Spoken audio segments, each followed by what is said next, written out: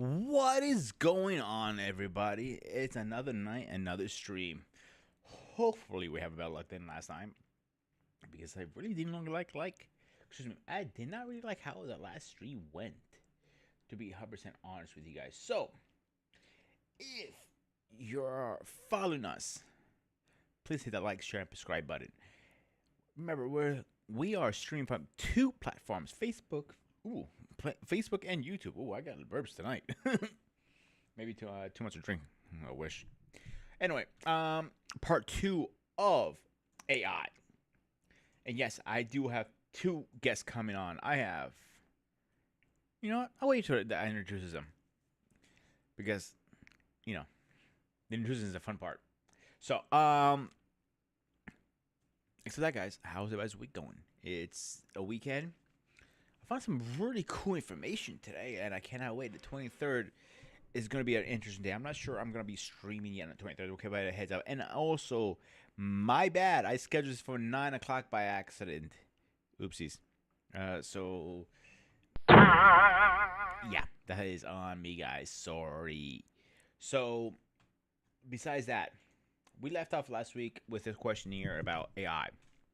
And I still have it, actually. And friend of foe. That is still a big question to ask. Oh, before I forget, if you're in the chat, I want to see a yo, what's up in it? I want to see some action tonight. Probably more action than I ever see. But seriously, in the chat, holler at me. I love to see what's going on with you guys tonight. So AI, a friend of foe. That is the biggest question everybody's keep asking yourselves. Are we here to make friends with it, or is it gonna be our enemies? Are we gonna have a thing like the Terminator, or is it gonna be like more iRobot helping us out with our jobs every single day, or is it gonna be more intelligence like Star Trek, like Data, who wants to evolve to a human? Which one is it? How is it gonna be? That is the real question now. So the question is still, what kind of future do we have with an AI? It's very fascinating. And more I think about this, more and more I want to dig into it deeper. Good example, Samsung. Samsung has some great AI systems going on right now with new was it 24 Ultra King, our good friend of our channel, has on the actual King Smith. He's actually a big Android fan. He has all three phones, and the guy's a little crazy in my opinion with that, but he has the phones. So, and he thinks the new one is incredible. He cannot stop talking about it. He loves it. It's literally one of the best thing ever happened for him.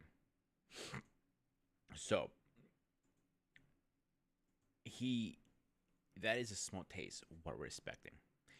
Like, is AI gonna be able? I guess you might consider this AI. So finally, we got our first shout out of the night. Our unofficial cheerleader, Stacy's in the building. Let's give her a nice applause.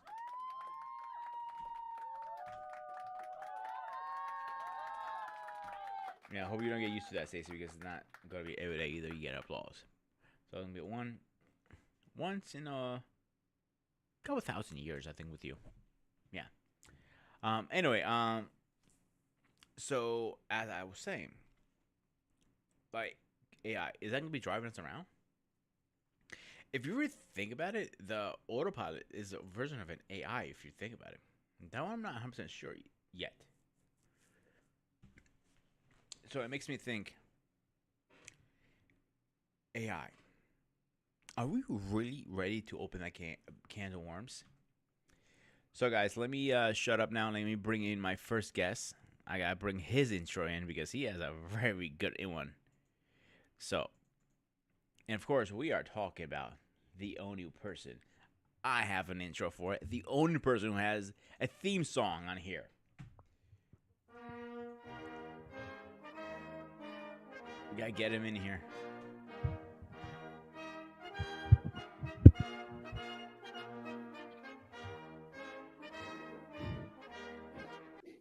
Mr. President, I welcome you to Operation Hangout. Thank you very much.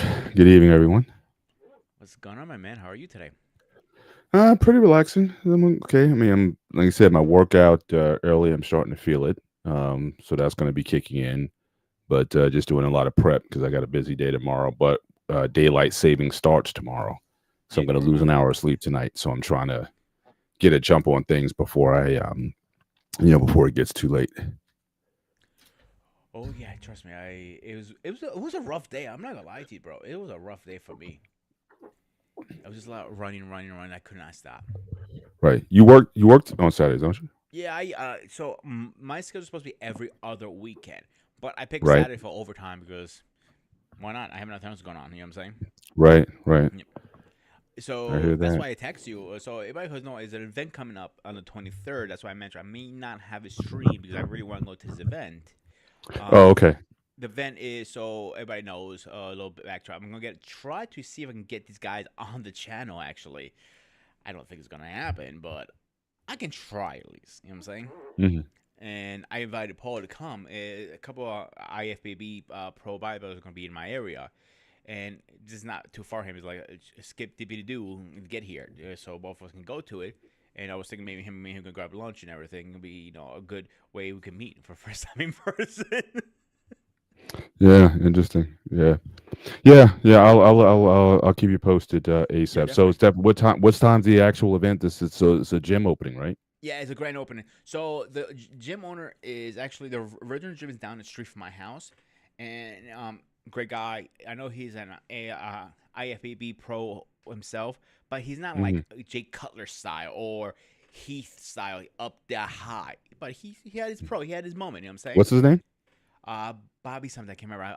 I'll get the information and send it to you. Okay, because I follow pro bodybuilding, so I may, I do especially if too. he's a local guy, I may have at least heard the name, so to speak. 'Cause I know New York, New Jersey area has a pretty strong bodybuilding, community out here. So Oh you yeah, got the because Northeast guys, you got the Vegas guys, you got the West Coast guys, and whatnot. So I know from again I don't know for facts, but most of the guys that I know that buy build professionally, mhm. they most of them are not the pros. I would say they're mostly out of where are they out? Most of Las Vegas. They're down that way.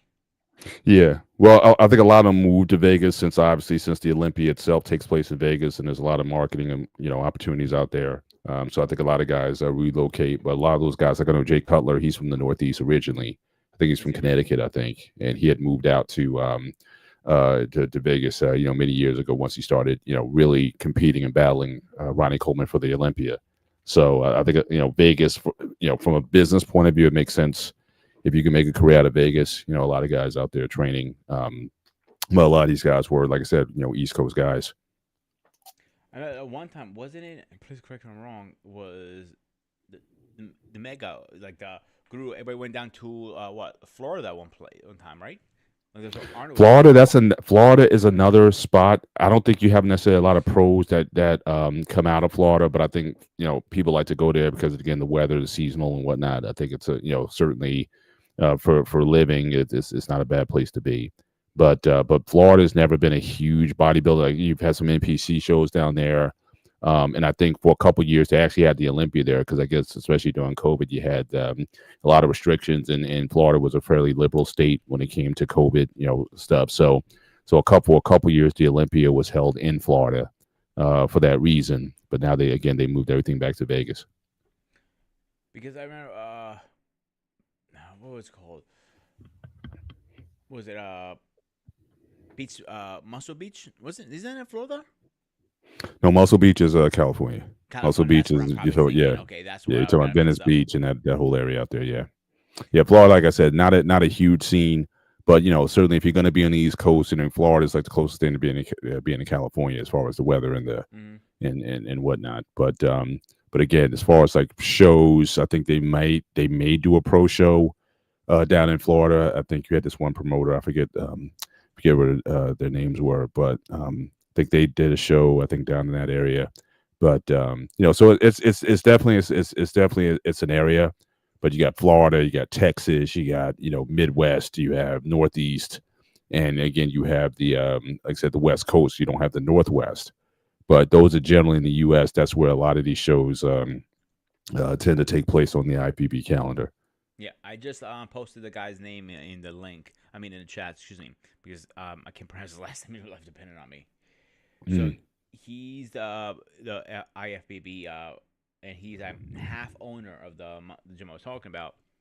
right. They updated their website. I didn't know they had two owners. Now they do.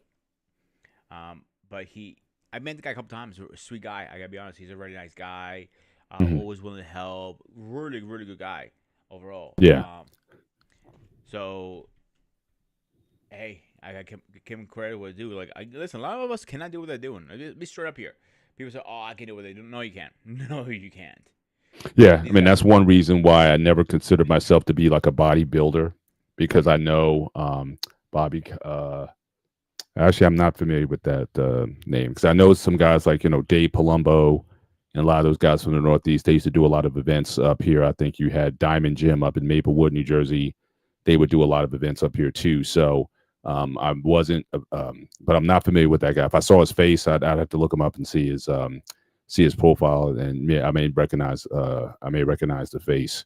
But a lot of those guys, like I said, Northeast Gym, I met a number of bodybuilders over time. I met Kai Green. I've met um, um, you know just some local guys. Ronnie Coleman I met once. I never got the Kevin chance to meet him Lebroni. yet. Yeah, Kevin Lebroni I've met. A lot of those guys. Old school bodybuilders. Actually, that's one of those things where it's like you got to be careful about meeting your hero, so to speak. Because I remember the first time I met pro bodybuilders, especially like Ronnie Coleman in that group. There was like a I think like a supplement store opening, and they had all these guys come down there and whatnot. So it was like 7, 8 pro bodybuilders and whatnot. But the thing is, you take for granted how short they are a lot of times. So like I said, I'm 6'3", and most of the top pros like 5'8", 5'9". If you're 5'10", you're considered tall to be a bodybuilder. So you're kind of looking down on these guys. Now Ronnie was about as wide as he is tall. So I knew how big he was when I put my arm around him and took a photo with him. And my arm couldn't, get all the way around his back. I mean, that's how wide he was at the time. So, so yeah, so the guys definitely were big, but a lot of those guys like Kevin, he was off the sauce, so to speak. And so a lot of those guys were smaller.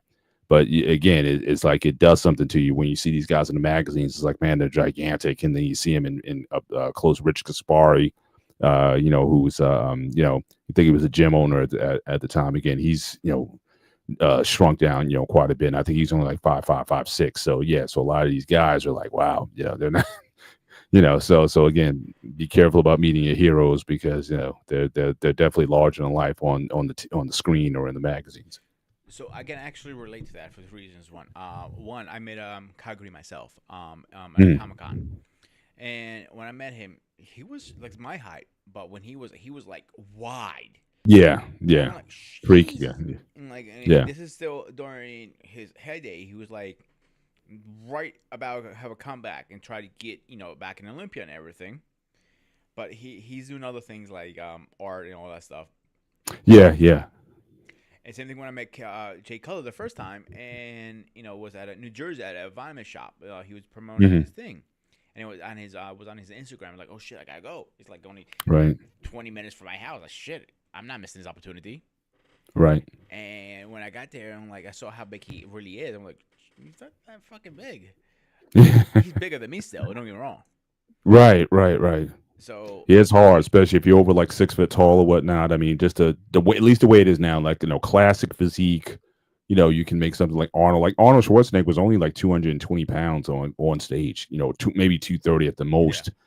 Contest shape. So again, he wasn't like I said, a massive guy. And then you got a guy like Lou Ferrigno. He was like 275 on stage at 6'5". And now you got these guys again 5'8" and weighing like 275 on stage, ripped to the shreds. And again, they didn't have the conditioning back then that they do now. So so it's definitely favor those guys. That's one of the reasons I think a lot of people are sort of drawn to the classic physique because I think you can see more taller people. Chris Bumstead, I think he's over 6 foot tall, and you have a lot of guys who, you know, have like an aesthetic where it doesn't require that you just be like massively wide or whatnot, or just freaky.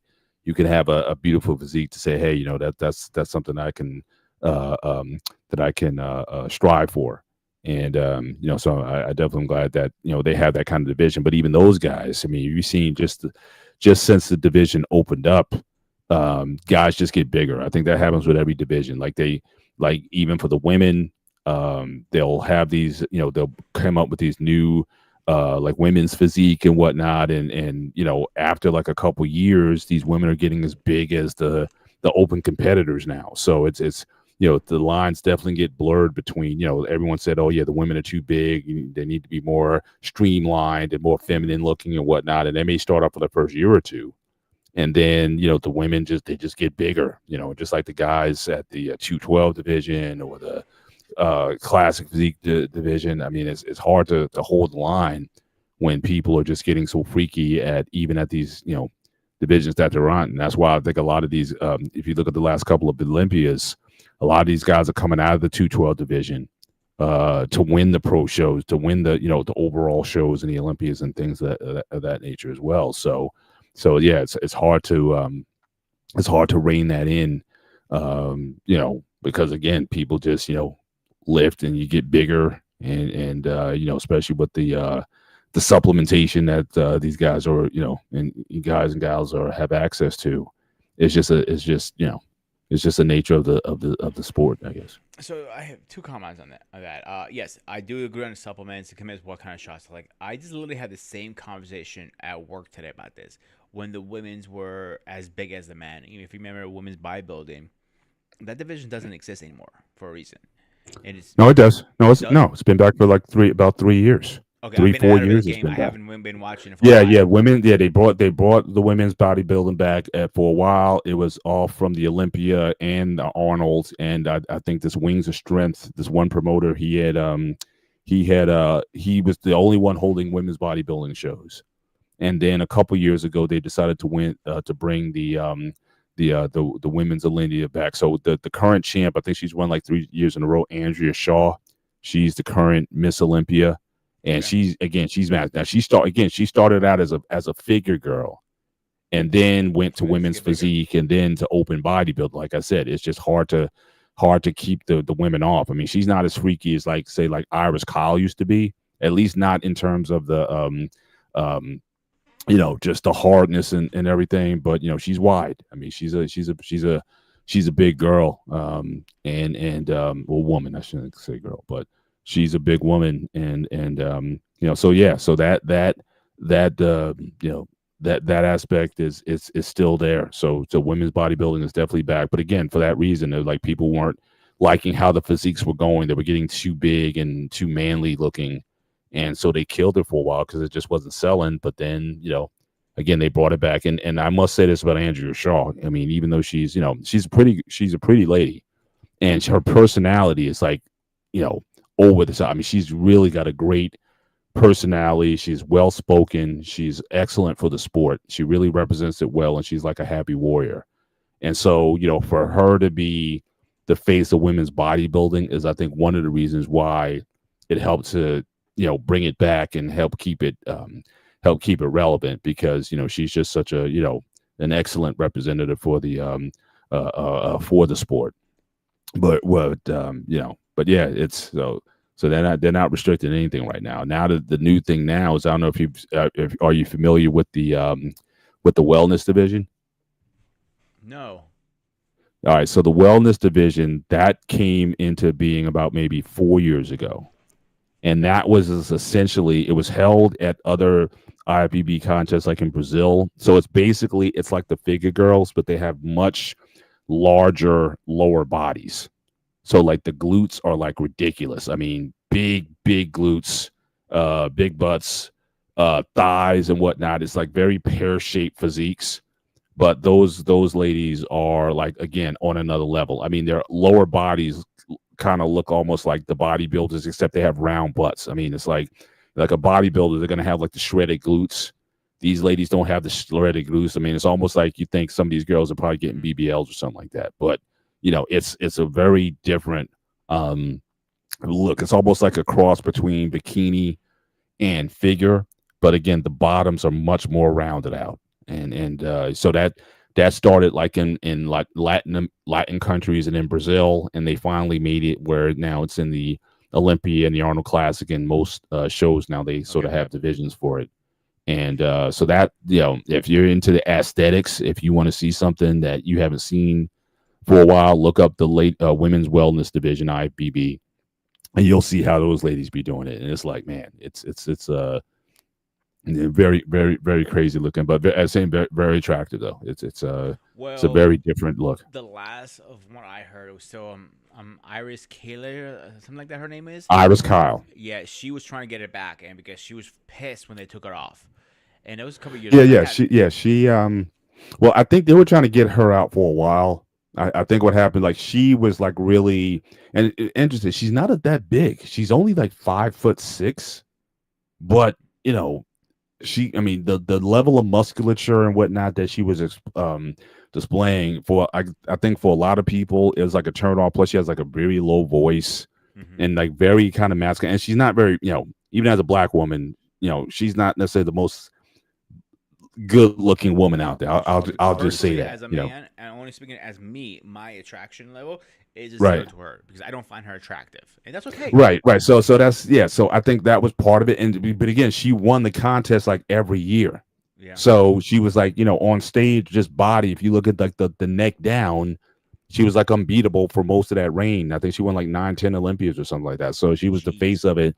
But she wasn't marketable. So you got to understand too, from a business perspective, these guys look for who they can market and who they can put on the covers of magazines and whatnot. And she might not have been it. But like I said, Andrea Shaw, if you look her up, she's very pretty. She has $1 million smile. And again, as far as her, when she speaks, when she talks, I mean, she's very positive, very uplifting, still sounds feminine. Very, like I said, she's a great representative for the sport. And I think that, so as long as she's on top, I think, they'll let things continue as they are. But yeah, Iris, got to give it to her. I mean, she definitely put the work in, and I'm not oh saying god, she yeah, didn't deserve any of her wins, but not the best person to carry the sport from a marketing perspective. yeah, because you gotta give her credit in her dues because she put her dues in and she did it. And like, I'll be honest with you, I'm not gonna sit here and tell you I can do what I hate when people say I can do that easy. I don't need steroids. Like, fuck you. First of all, you're not gonna be able to do what they do because No, they work out twice a day for I don't know how many hours. I met them personally. not a ton of hours, not anymore. What's that? Most bodybuilders today, I mean, if you want to go back to like Arnold's days, those guys will train like all day, 5 hours a day. Yeah, Most bodybuilders now, you're right, they'll do twice a day, maybe for about an hour, 90 minutes, and then they'll do their cardio. So they're not working out a crazy amount of hours. But again, the main thing I said, the diet and the supplementation, I think that's really that what's is the been hardest making part. a The diet's the yeah, hardest part. that's I think. really what's been making a difference with these competitors. That's why I said I don't even want to be associated with that. Not that I don't respect it, but because I do respect it. Like I said, never look at me as a bodybuilder. I don't care how many videos I might post of me working out or whatever. I'm not them. I have no desire to put a needle in my arm or for anything. I don't even take replacement testosterone yet. I don't think I need it yet. So I'm not even on any kind of light cycle or whatever, just for men over 40 or 50 or whatever. I'm not even doing that right now. I might take some Um, supplements, but nothing crazy like freaking fish oil, biotin, small stuff like that, but nothing yeah, crazy. yeah. I just I'm But saying I do that, but some guys, again, if you're over 40, 50 years old, guys are taking hormones like taking TRT and testosterone replacement therapy. mhm. They're doing that just for longevity, just for Yeah, sex drive, just for yeah, all that. I'm saying it's like I'm at the point where I don't need any of that yet. So I'm yeah, still I'm still viable. I mean, I may pop a pill if I need to every once in a while, but I'm not rushing to go get hormone replacement therapies and things of that nature. I think because I think working out, one of the best ways you can actually build your testosterone is to work out. Weight training, strength training. That's one of the best ways you can maintain and keep your testosterone going. So, like I said, I'm not at a point yet where I think I need that kind of supplementation in order to maintain vitality. I think I'm still pretty good there, but who knows? 5 years from now is a different story because Yeah. our pain may be able to tell us it Yeah, I gets was about to ask him, worse Marvin, do the you older take you get. teeth replacements? No, I don't. But I know about the testosterone levels going down. Yeah. But I haven't had the replacement or anything like that. But I'm sure it wouldn't hurt. But there's some downside to taking extra hormones too. Oh God, anything Right. you take is not with the body. You have to replace it. Is it down for so? It affects everything. But Well, Yeah, no, what? well, I think what the main problem is once you start taking it supplementally, your body's like, well, I don't have to make my own. Right. And so when that starts to happen, now you become basically bingo. dependent on that extra. So that's another reason why I'm not running to take those supplements or to take that hormone treatment, sort of get that weekly or monthly shot or whatever. I'm just not. I don't have a need for it yet. I still pretty much do it on in the gym. I'm actually this year. I'm actually trying to get back to a 315 squat. Right now I'm doing Nice. 275. I did last Wednesday. I did 275 for 10 reps, and so I could probably do 315 if I wanted to do like a 1 rep max now, but I don't do 1 rep maxes. So I'm just going to gradually build up 280. So once I get to about 12, 15 reps, 285, 295, etc., until I can get to that 315 number. And at my age, to squat 315, I'm good. I don't have to. Honestly, I dude, don't need to. like I don't need to break any records at this the point. issue And I was one having, the issue I was having is finding a good gym. The gym I love is Powerhouse, but it's so far away from my house, 45 minutes from my Mhm. house, and it's 20 minutes from my job. When I used to work next to it, it makes sense. And all the Mhm. juice heads go there, all the bodybuilders. I how many times I walk in, I say, oh shit, that is. That's WWE guy, Mhm. all these guys are wrestling, lifting there. They're sweetest Mhm. guys ever. But I was looking, and me and Stacy finally found Anytime Fitness is called, a 24-hour gym. You get a key, you get in whenever you want, you leave whenever you want, kind of thing. Right. And it Right. works for us. It's not the greatest gym in the world. There are better ones out there, but Right. for right now, it works. What I like Yeah. about it is when we get there, is nobody in there. I can get in, get out. That's my thing always. Yeah. Yeah. Yeah. I've worked out for home for like 20, almost 25 years now. I mean, I haven't. Step in You the know, gym. I can count on. I can probably count on. Well, maybe on two hands the number of times I've actually been in a gym since I built my home gym in my basement. I mean, I rarely do I go out like on vacation, like especially if we go. I know my wife and I in a couple of weeks we're going down to AC for anniversary weekend, and one of the things I look at is like, okay, what hotel has the best gym? As long as as long as I My can man. do squats and deadlifts and things of that nature, as long as they got enough the dumbbell, as long as they got that stuff, I can work out there. But more than times than not, I prefer not to go to a gym simply because, again, I like to get in, I like to get out.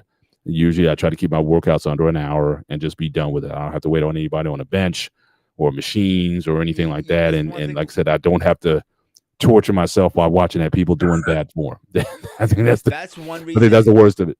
That's one reason why I picked that gym. When we were doing a Platinum Fitness for a while, I was doing the retro, and it just didn't work out. So Yeah. and this one worked out for me because it's 24 hours. Literally, I don't have to rush to the gym. Make it. And I was Right. literally talking to the owner of the Muscle Inc. and he goes, "What do I need to adjust?" Because he's been trying to get me as a customer for a year. I go, "Make your gym at least open 12. I can work with you then." He goes, "I Mm. can't do that. I don't have any business." Then Right. it's not gonna happen. So Right. anyway, let's get into the show. What do you guys think? Sure thing. Yeah, let's So go. before we go, let's statement size. Poll AI friend or foe. What is your statement on that?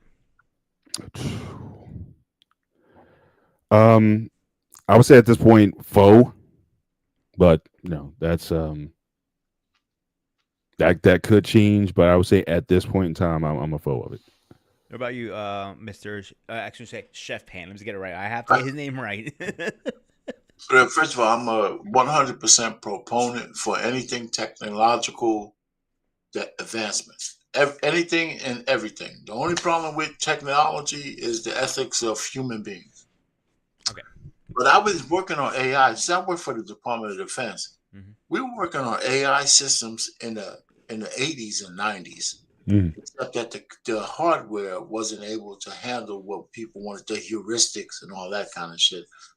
They didn't have the processors and all that kind of stuff to actually process that information and give you intuitive, self-learning programming. So you had to just set up a whole bunch of if then else statements and all this other kind of stuff. So that wasn't real AI, but that was just like the beginning and precursor to that. But I'm for almost everything AI, including cloning, including everything.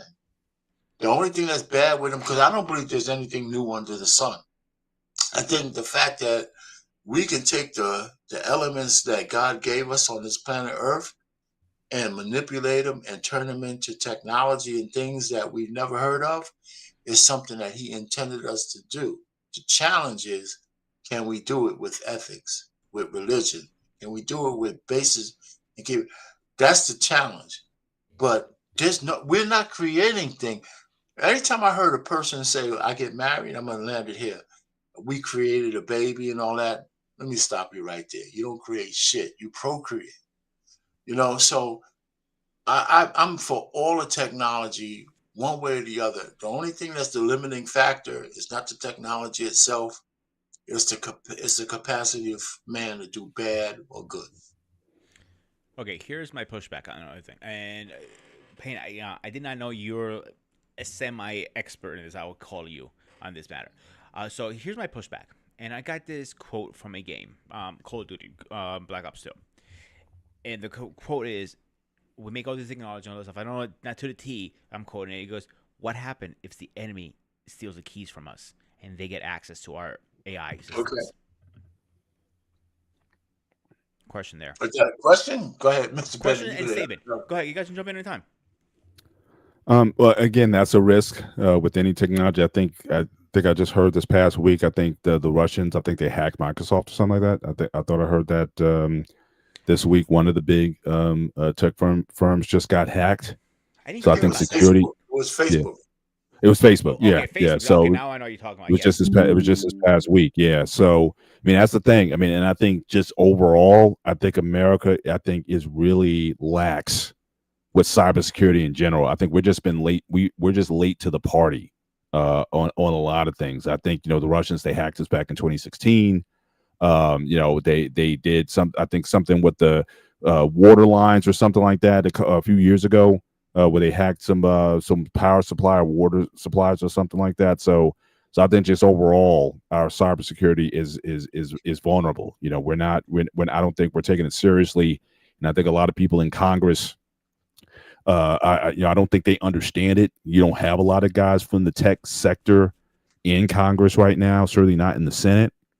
So these guys have no idea really what they're dealing with. So you see these hearings, and they're asking questions, and I guess they're being fed questions, but you don't have like guys who really understand this, who need to be asking the questions.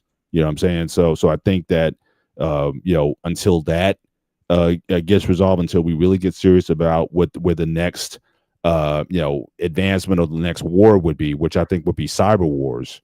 I think until we really get serious about that is another reason why I'm not anxious to let AI just out, because again, who knows if someone with malevolent purposes is going to use it against us at some point. So we got to be, if we're really going to go all in on this, then we got to handle these security issues and hold a lot of these companies accountable, All right. because Well, hang a we're second. I just gotta not cut you doing off it. a minute.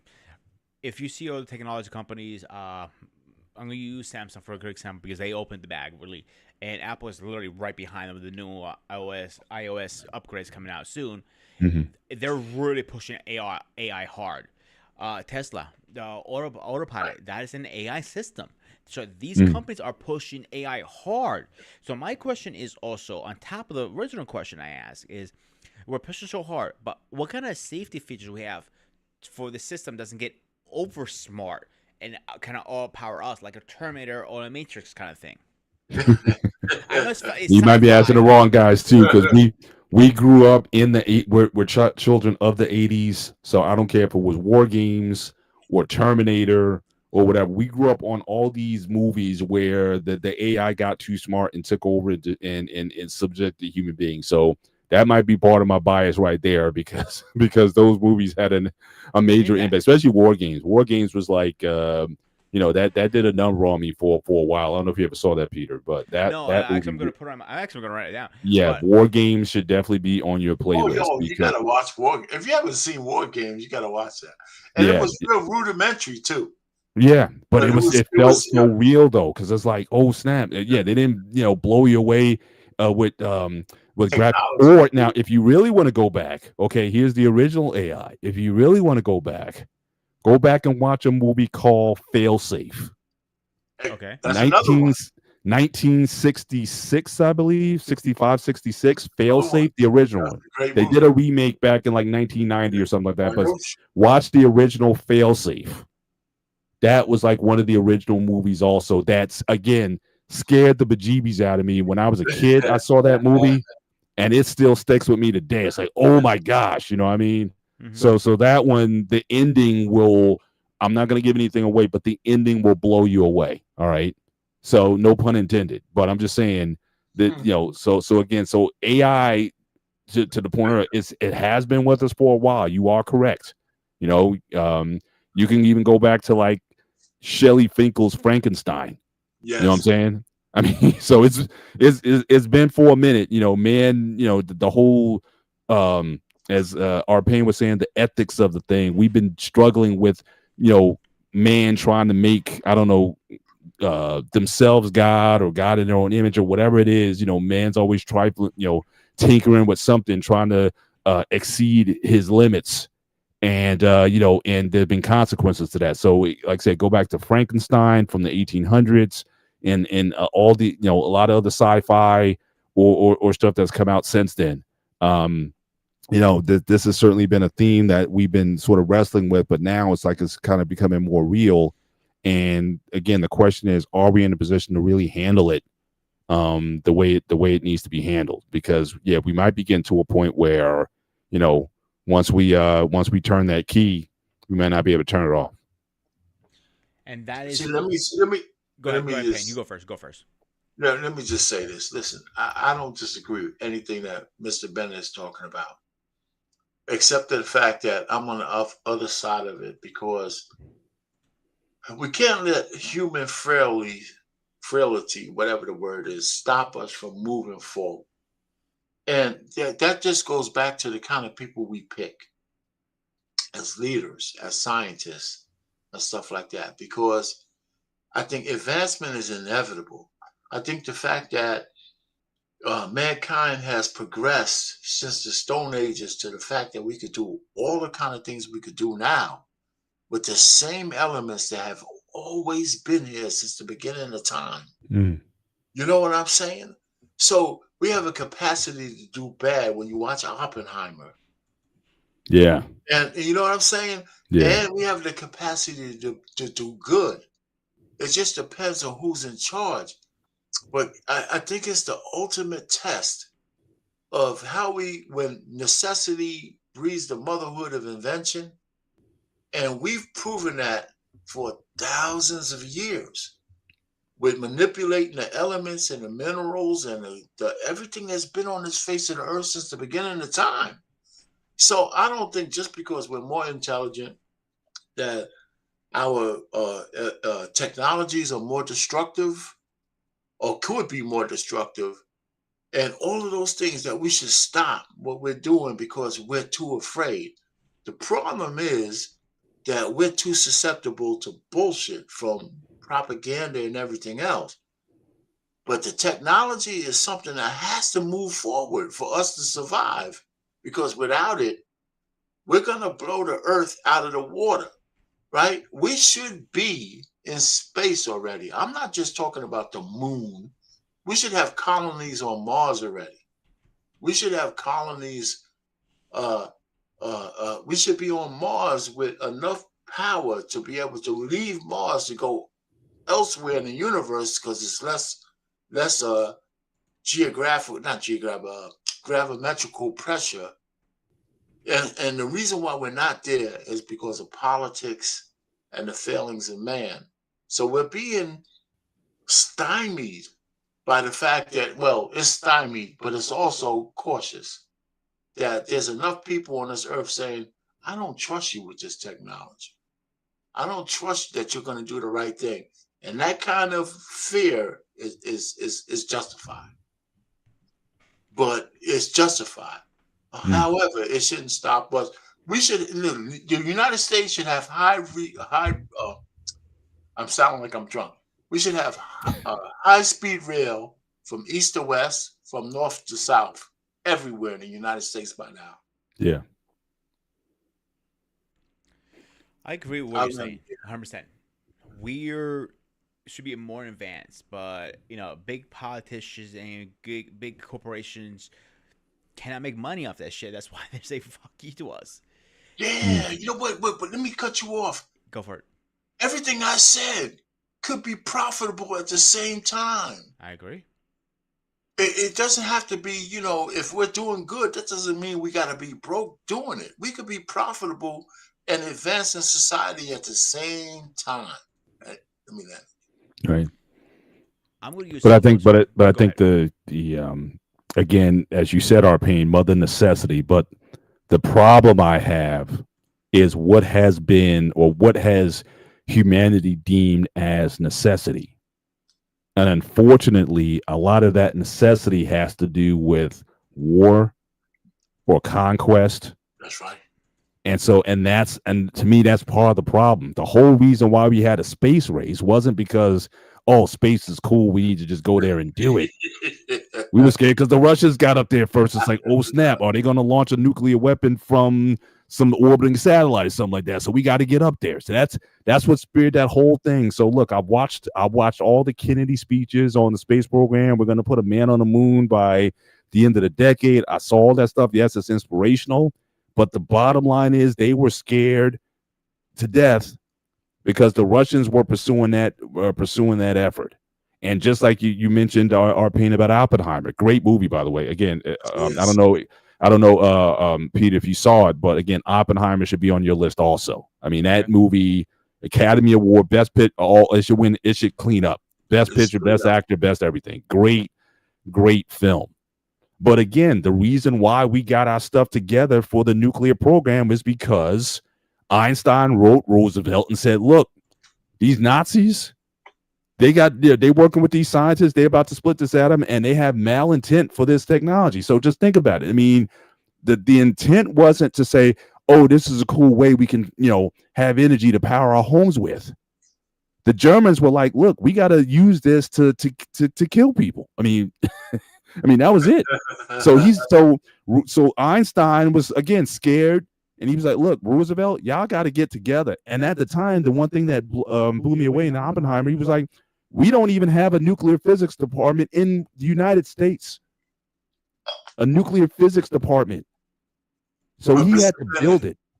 Yeah. Mr. Bennett, listen, the Germans wanted that so they could kill their enemies, but that doesn't mean they weren't going to use what was left to propel. Still, yeah, but the modus operandi was. Let me just say this. I'm going to shut it up real quick. All right. Still, there's only one country who used a nuclear bomb on the innocent civilians. I got you. I got you. There. 100%. I got you. But we got it first. Again, they got those German scientists out of there, and they defected in mass number. It helped that certainly the U.S. and the Russians kind of was able to sack Germany. That also helped. So again, the war was kind of going on and was about to start. In the late 30s, it was about to go on. Everybody knew that stuff was advancing, and again, U.S. really didn't get into the war until Pearl Harbor. So we were behind the 8 ball. We were trying to be on the sideline. We didn't want to support anything. We'll stay back, lend lease, all that kind of stuff we were doing. But it wasn't until Pearl Harbor that we actually got into the war. And again, because of its size and what we did have, we were able to certainly harness that. And Oppenheimer, as you said, the people who you pick, the fact that he was able to do that and marshal all those egos, because there was a lot of egos that he had to manage. It was a great movie, man. Yeah, no, fantastic. I mean, Peter, if you don't see another movie this year, I would say Oppenheimer. And if you want to go back just retro and look at War Games or fail safe, you can do that, but definitely see Oppenheimer if anything else. Terrific movie that they did about the nuclear warhead. Yeah. Yeah. Oppenheimer's in the middle of it. Yeah. So yeah, it's at the founding of the pro. All the stuff I'm talking about is at the founding. This is just history, right? So again, the point I'm making is again the necessity has been for others to say how can we conquer and how can we dominate or fend off an enemy or something. So again, war has always been a great motivator in terms of getting us to do that. We didn't get serious about flying until World War One, right? Wright brothers, 1903. Oh, this is cool. We could finally fly, but it wasn't until World War One where we got serious about okay, we need to build an air force and really start to that really accelerated plane technology. You look at the World War II, the jet engine, the jet fighter, that became a factor in World War II, where we got that going, and then in Korea, and then going forward. So again, war. So what has been the necessity? It's not altruism. It's not like humanity would be better. It's either about our survival or we got to blow somebody up, and that's just so that's part of my reservation. I don't disagree or opinion that certainly technology has to go forward, but what's really the engine behind that has not been the best of our nature. I would just say ask that. you a question, Mr. Bennett, and if you don't mind, Sure thing. the truth of the matter is everything you just said is true, right? And it's gonna always be true. How do we keep moving forward knowing that men fail? Do you understand what I'm saying? It's never not gonna be true. Right. What you're just saying. Yeah. I Go think ahead, but that is the question. That is, you talk about ethics. We all in everything, bioethics, technology ethics. It's that is the question that as humanity that we're dealing with. That's the conundrum. It's not. I'm saying I don't have an answer, to be That's honest. a great word. Conundrum is a great word. I don't have an answer to that. Okay, But are you advocating that we stop? I'm advocating that we again get more of a handle on it. We need to get the right people in the. What's that? Does that mean? Again, the people who know who know the tech and can honestly speak about its implications, its risks, to do similar to what you did in the military. Risk analysis, risk assessment. Hey, and people need to tell the truth, because how many times have we seen those guys are not at the head of the table, my brother? That's the problem. And to me, and that's the problem, because you have to get those guys to speak honestly. How many times have we heard about anything from cigarettes to That's right. I just watched I don't know if you guys ever watch Answers with Joe. He's got a YouTube channel. He talks about a lot of science and technology stuff, but he does it in human terms. Answers with Joe? Answers with Joe. Joe Scott is his name. Okay. Answers with Joe. But he just did something on plastic, right? And plastic was considered, again, he went back, he talked about the history of it. And, now the problem is everyone's talking about how do we deal with these plastics? They're not disposable and all that kind of stuff. And it's already out. Like, people have admitted, we can't do anything about the plastic. If we burn it, it's going to mess up the atmosphere. Right. It can't break down, and we don't have the technology yet to make it into something reusable as an energy source without hurting the environment. But it's already out. Right. So all of the stuff that we do, the recycling label that you see with the numbers in it, most of it, unless it's one or two, they can't do anything with anything else. Right. 1 and 2 are the only ones you can even do something with, and they don't even have that technology perfected yet. But over the years, everyone has pitched, especially from the plastics industry, about, this is how we're going to deal with it. And everyone's really good about recycling and all that kind of stuff. But plastic, I'm not talking about aluminum or glass or whatever. We're good at that. We can do glass and aluminum and stuff and cardboard. But plastic, that's a problem. I got one for you. Yeah. I think me and my frat, we single-handedly kept Captain Morgan afloat. Okay, from the 70s. Okay. They have 100 proof Captain Morgan. They went from glass to plastic just last year. And it's so bad in the way it tastes. I want to write them a letter. Say, how Yeah. could you go from glass to to Plastic. plastic Yeah. Yeah. without knowing that you're bleaching the plastic shit into the alcohol? Yeah. Yeah. They Yeah. know that. They have Yeah. to know Pain, that. I'll give you a better one. Do you ever use, oh man, it's not butter. What's the other stuff called? Oh, Margarine. margarine. You ever use margarine? Oh no, No, No, good. no. I haven't I'm used it gonna for tell you years. why Not it's only good. do I don't use I margarine, can't believe it's not butter. All it's that stuff. forbidden in my house to not use salted butter. Okay, hang on. I'll tell Yeah. you why. As a chef, margarine is one chemical away to being plastic, Yeah. Oof, and people Yeah. don't know that. never use But here's, I margarine. want to ask Yeah. you guys a question really fast before we get off topic too far. So, as an AI, how do you think it impacts our employment market? I think in this. Well, Yeah. Go let ahead. me just say this real quick. Anything that AI does to the employment market is just inevitable. Just like going from vinyl records to CDs to MP4s. It's inevitable and you can't stop it, and we shouldn't stop it. All the people in the previous market needs to be retrained and put into new markets, not just the next market, but new markets. And I think the evolution of mankind, and we don't give ourselves enough credit, because just when something becomes obsolete, if we think the rest of mankind is going to die, we've been saying that shit for thousands of years and it hasn't happened. There's always something new for people to morph into. We might not know it right now, but there's always something. See, I don't believe that the pie is finite. And I argue with this. I was on Fight Club, right? I'm a real crowd. You guys remember Fight Club, or you might not have been there. You're brave, Mr. man. Bennett, I know you You're would never brave, go man. there. So they had Fight Club, right? And I had this conversation about that the pie is not a finite thing. It gets bigger, so more people could eat at the trough. And they were killing me on there. And so they scalp you, right? They can put money up to kick you off the thing. So I had like $40 worth of credit, so they couldn't just kick me off, right? So somebody put up $20 to kick me off, because I'm telling you, and I said, that's not enough, God damn it.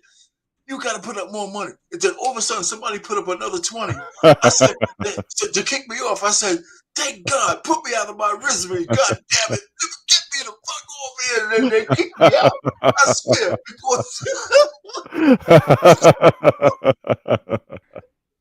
I was Oh young. man.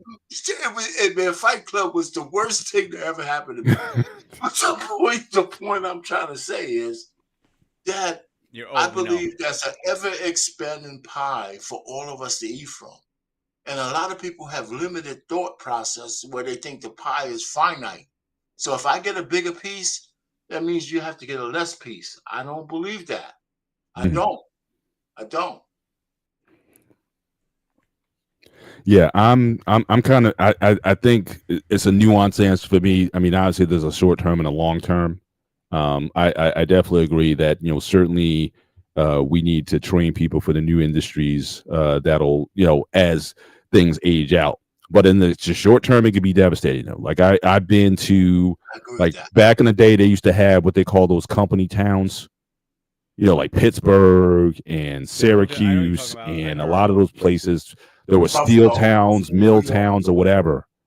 And when they started changing up technology, I mean, you go to those places now, it's like blight. I think Pittsburgh, I think they changed over. I think they became more like an information technology kind of hub place. But back in the 70s and whatnot, I've been a Steeler fan since then or whatever. So I remember a lot of that stuff. And a lot of those towns were just gutted because stuff dries up and then people are even having to move. I think that's one of the reasons, for example, why the Steelers have such a big fan base. Because what happened was when those steel towns shut down, everybody moved everywhere else. They moved all over the country looking for work and opportunity. But they still took their allegiance to the football team with them. So that's why you see at all these Steeler games, that's why you always see these terrible towels and people out there, because Steeler Nation is nationwide. So So I think there is a short-term impact. I think we're seeing some of that now, certainly in the retail sector, for sure. I mean, where you can't even go into a McDonald's now, they got the kiosks, or you go into the retail stores now, or Costco, everyone has to self-checkout now, doing stuff, fewer lanes that are open for checkout, having fewer employees. So that's certainly the short term. But people definitely have to have a mindset to say, and I think this has really been the case for quite a while, at least it should be, that nobody can expect, okay, you get a job, like our fathers are paying, like they'd be a job for like 40. Well, you might be one of the last ones. That's right. You might be one of the last ones who say, I've been in a job for 40 years or whatever it is, and I retired with benefits and all that. That isn't happening for most people. You're going to change jobs several times in your career. So I think that is something that I think people have to kind of get in their minds to say, I have to have a much more short-term approach to things. Because even with technology, I mean, I remember when my daughter, she got to school in 2019 for supply chain, and the professor from day one said, "Look, what you're learning right now is going to be obsolete by the time you graduate." And so right then we knew that she has to have a different mindset when it comes to, okay, don't get so locked into this that you don't think about anything else. And so I think I think people have to keep that on the ready. So long term, I think you're right. I think people will land wherever the new jobs are, wherever the new technology is. And I certainly know, just being in IT myself, most of the people that I work with in IT weren't even IT when they graduated college or whatever. They just like, okay, where were the jobs? And okay, IT is growing, so fine. I'll take a certification or a class, or I'll do something. I'll get a degree, and I'll just get into this field. But I was surprised. I'm one of the guys. I graduated with a computer science degree, and yet still, very few guys out of 10 people, I may know 2 people that have a computer science or computer engineering degree in the field that I work in. So I think long term, I think you're right. I think the numbers come back to the mean, after some time, but the short term of that, I think, does have some short term effects that people have to be able to rebound from. But Mr. Bennett, that's unavoidable. Let me ask you: are you old enough to have the big ass cards that go in the machine that you had to process those cards? No. By the time I got the Apple IIe or Apple IIc was like my first computer then. So I missed the punch card era. This big ass cards, and you 1,000 cards. You had one wrong, and then the whole process you had to get in the queue. Yeah, I remember those days. I swear to God, it's so crazy how technology has advanced. Maybe that's why I have the opinion I have. Yeah, because I've seen it back from the dark ages, being like one of 2 black men in the chemical engineering department in the university. Where I'm at, and then going over to the Department of Defense. Do you know that the first systems that we worked on in the Department of Defense had a Intel 8086 processor? Oh wow, yeah. That I've heard of. Yeah. And I'm sitting down here, and listen, I'm a single man. If I had $5,000, I would have put one into Intel, one into AOL, one into Apple. Apple, one into Apple. Matter of fact, you guys would be paying me money to talk to me. No, actually, I missed out. This is my biggest regret in life. Was me. I remember the time and the date. I was with my man. His name was Dave. Okay. We were working in New York. This was about 1999. This was doing Y2K. Apple at this time was tanking. Like the early days. This is when Steve Jobs left, and they didn't know where they were going. It was like, this is before the iPhone, before all that stuff. Steve Jobs left. Apple was like we was like, you know what? We were ready to put $10,000 back in 1999, $10,000 each into Apple. We didn't do it. Steve Jobs came back. The iMacs came out. Then the iPhone came out, and we were like, the rest is history after that. But that's the biggest. That is my biggest regret. We were there. We were like, we're gonna do this, right? right now, if you see how Apple's doing, is they're going back down again ever since Steve's died. Not to that. No, I'm telling you, Apple was like, I don't know if they were Don't worry down to about pennies Apple. on the dollar, but I'm saying they were down. They had a bad launch. They remember they tried to come out with that original Oh PDF God, don't remind me device of that to part. try to compete with BlackBerry. Bombed. I Yeah. mean, they were in bad shape. Like, so if Steve Jobs didn't come back, Apple would have been out of business like within 2 years. Hey, I mean, you know what? How about Netflix? yeah. I own shares of Netflix at $17. Mm, I had XM Radio. yeah. I had let me tell you, I had something Buffalo. I went to school in Buffalo Wild Wings. Oh You man. know, I remember it was like $20-something a share. I'm just telling you that technology. So we can't give up on technology, and I understand the ethics thing, but I think it's the ethics that keeps us from understanding that there's an opportunity Yeah. that's in front of us, because there's some. You know what? I have great faith in a lot of humankind. That's I don't. what I really believe. When I joined the Department of Defense, when Reagan was president, I believed that the words Department of Defense meant something. That the United States was the one country that the world needed, because we were a melting pot of no other place in the whole world could you come and become an American, whether Yeah. you were black, Chinese, Greek, anything. You could, you know what? Hang on. We got the source here. Peter, don't tell me that's true. Was part. That we couldn't come to Greece and become Greeks. You gonna tell us that?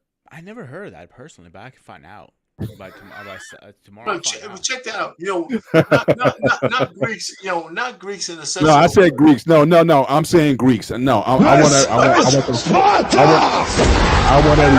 No, You know what? I don't want to be a Greek citizen. I don't want to be a Greek anything. If I'm coming to your country, I want to be a Greek. That's So right. you're gonna have to tell me. You're gonna have to tell me, Peter, if that's true or not. I'll find out about it tomorrow. Find out. Yeah, we'll talk about it. Okay, Let me tell you, here's the one more Greeks comment. is Sparta. Rumi, do me a favor. Did they accept Antetokounmpo as a Greek before he became famous, or was he just a black immigrant? No, That's what I'd like to know too. I think he was a black immigrant. Because we call him a Greek. Most of us call him the Greek freak. We give him the Greek name. Hey, but That was my nickname. guess what, Grumman? I belong to a fraternity, so we they call us Greeks. They call us Greek. Yeah. See, the fraternity thing, it came from, obviously, fraternities back in the day when it was like hush hush secretly, Yeah. in the time. But before we get off topic, I want to ask you guys a question, because it goes what we were just talking about a little bit. Sure. So how do we include everyday culture like justice system, healthcare, financial within a good AI system with safeties and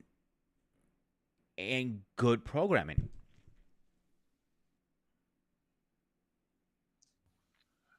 That's not a simple question. That is, come on now, you guys know me better take than this by one. now.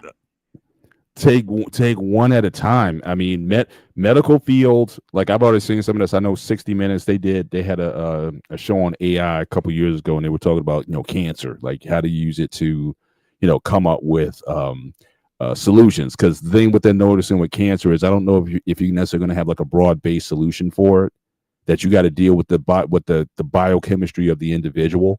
Right. And they were using AI. I think IBM had a system or something like that, and they were trying to use AI to come up with specific treatment protocols based on all that information. So based on your DNA, based on current practices, based on available remedies, even experimental ones, to come up with these sort of customized solutions for people. So I think certainly in the medical space, I think, given that there's so much out there, I mean, there's so many studies, there's so many things that for us, it would take us years to kind of go through all of that. And even if we went through it, it's hard to put corollary together. like how this over here could work with this over here. So I think certainly AI can certainly help out with being able to sift through all that data and find the common things to say, okay, I think we can go in this direction. I think that would may take us too long to do. So just in the field of medicine, in particular in the field of cancer, I think AI can be certainly a powerful agent. But I think with all of these, I think you have to treat it on a specific case by case level in terms of how we deal with it. So cancer research or cancer treatment, yes, I'm definitely for AI to be able to shorten the time gap and to be able to bring all the information and statistical data together to come up with solutions. I think that's a very good use of it. But as far as all these other areas that you're talking about, I would have to take it on a case by case basis and see what needs to be done there. But again, at the very top, it has to be ethics. I think number one. Second is security.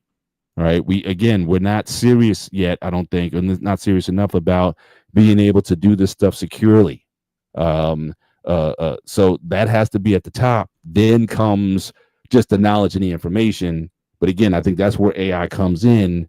How do we process all that information to come up with solutions that would take an analyst, decades, if not ever, to solve? We could possibly use that to do it. But I think if you talk about a general skeletal framework, it all has to start with that. And I would say the third thing. All right. So again, ethics number one, security number two, transparency number three. I would say regardless of where you go, you have to have some transparency with the public. Those need to be your guardrails on everything. Once we solve those, and anything that works in as far as the data, the tech, whatever, have at it. Go all out, explore every avenue or whatever. But we got it. But I don't think we haven't defined all the guardrails. But I'm saying I don't know if that's the same in every industry. So in the cancer industry, they may have more guardrails on that than maybe in the cloning industry. Because our opinion was like he's down for cloning also. Where the bioethics there, look, we may need to clone. Look, I don't mind. Would you eat some cloned steak? Well, go ahead and finish your thing. I'm just saying. So I'm just saying, in that I don't know where you're taking the cloning thing. I'm just saying, but if once you finish talking, let me we talk about I got to push back for Paul for a minute. Food shortages and things like that. So I don't mind the cloning in that, but would you eat a cloned filet mignon or whatever? That's my only thing. I don't want to cut in until you're finished. I'm good. Go ahead. That's my overall. Hang on one second. Hang on. I want a little pushback of Paul. Okay, so with the cancer thing, Paul, there has been studies that some countries have found the I guess the antidote, you want to call it, or a vaccine, actually, a vaccine to stop getting a cure of cancer. Right. But we as Americans, I hate to say that like that, I apologize whoever I offend, because I am proud of being American. Our big pharma doesn't allow it because they don't make any money off it, unfortunately. Well, that's where we go back to again. That's what I started out with. Again, ethics, security, transparency. Second pushback. And as long as you're gonna have the profit motive there, it's like So think about it. So you're basically saying, or if the rumor is that the cure is already out there, it's just companies haven't found a way to monopolize or capitalize on it yet, and that's why they're holding it back. I think there's certainly some precedent for that, because I think I shared a story in a barbershop recently where a few years ago my wife, she was looking into laser surgery. I mean, she's got bad eyes. I mean, Coke bottle glass, everything. So I remember saying the story. So she got bad eyes. So when we were looking around, a lot of the surgeons, because of the severity of her eyes, they didn't want to cut that deep, because again, the worse your vision is, they got to shave off layers of your cornea or whatever to get to the. Right. And they don't. I think they would do it now, but this was like maybe about 7-8 years ago, and they were saying basically, we in the U.S. we don't do it, but if you went to Europe's already doing this stuff. You know what I mean? But in America, everything's like slower down. So that told me then that Europe, they may be doing like a lot of experimental, a lot of stuff that's sort of cutting edge that we're not doing here. And the reasons why might be because, again, there might be some interest. Because, again, anytime you introduce a new technology, and this is, in our opinion, I think you agree with this, someone's going to lose. I think why we're not energy independent or why we're not doing this, because again, the big ones, the mobile, the Exxons, those guys are going to lose out. Or they're saying, oh yeah, we're working on our own biofuels and stuff like that, but there's stuff we could be doing now. But they're like, hold up, we want to be the ones who dictate when and when we let this stuff in. But as long as we can still pump that crude out the ground, we're gonna do that until it almost dries out, and then we may move on to this other stuff. But we're not gonna cut off our profit margins in our quarterly reports and whatnot, just for the sake of just going to this new thing. We got too much to lose. So that's also part of the problem. Also, the and this might be a feature of capitalism. I don't know, but the profit motive is certainly something that again actually holds us back. When you would think now again, traditional economic theory, Keynesian economic theory is supposed to advance, like our Payne was saying earlier, advanced technology. Because again, whoever builds a better mousetrap wins at the end of the day. Yeah. But in our current system, with the lobbying, with the, like it takes 7 years for a drug to even go through FDA processing and $1 billion before it could be released into the field. So again, I think those forces, to your point, Peter, I think that is a point, a valid point to be made, that we're holding ourselves back in a lot of different areas because again, somebody's going to lose. Yeah. My second pushback to you was, hang on a second, Payne. Before I want to finish my last statement, and it's all yours, then, Flores. My second pushback: they've been using AI robots, I guess you want to call it, for surgery since the early '90s. So it's possible out there. We're just we're holding ourselves back. Payne, the floor is yours, buddy. Well, listen, the three things that Mr. Bennett talked about are absolutely true, especially disclosure. So all I'm just trying to say is the things that we have to overcome is not the technology, it's the human element. Yeah. Right? Really, that's the truth of the matter. It's the profit motive is that, you know what? I don't have a problem with you making money as long as I can make my money as well. So those are the kind of things that stop us from doing the right things. I mean, even today, forget about AI, but let's just talk about AI. It's inevitable. What we can have these machines doing, and we already know that, is we have to put that in the context of, okay, we're going to displace a certain amount of the population. We can't save them all, but what are we going to do with the people out there? For example, if McDonald's decided all of our stores are going to go AI, which they can do, because they already got enough proof that it works. What happens to all those people who had those minimum wage jobs, right? Where I can just manage a store with just 3 people. If I'm an entrepreneur and I own a McDonald's franchise and the company is paying the bill to convert my store, I'm all in. I don't give a crap about the damn employees. I'm going to let them go. I'm going to have 3 people who understand their way around the AI, and I'm going to serve burgers that are consistent from burger to burger, fried the right crispiness. Because you know what? McDonald's has some of the best fries, by the way. Oh yeah, best fries, the consistent. number one fry. I don't care. Y'all can clown all you want to. McDonald's French fries, number 1 French fries in the world. That's what I'm saying. So, if I can reproduce those consistently from batch to batch with a machine, you know what? Hey, you're fired. So I'm just trying to say is I'm not afraid of technology. And we shouldn't be afraid of technology. It's just the humans behind it that matter. And not just the humans behind it, it's the people who are in charge that are the scary people.